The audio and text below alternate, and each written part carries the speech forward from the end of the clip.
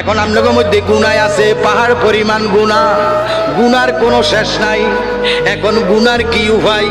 ভাইও গুনাহ তো করেছি, মাওলা গুনাহ করেছি, জুলুম করেছি, অত্যাচার করেছি, বরবাদ হয়ে গেছি।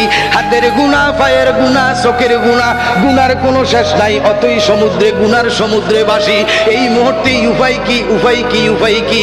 আমার আল্লাহ পাক রব্বুল আলামিন ডাক দিয়া কয়, ওয়ালাউ আন্নাহুম ইজ্জালামু আনফুসাহুম জাআকা ফাস্তাগফিরুল্লাহ ওয়াস্তাগফারা লাহুমুর রাসূল। জোরে জোরে কন্যা সুবহানাল্লাহ।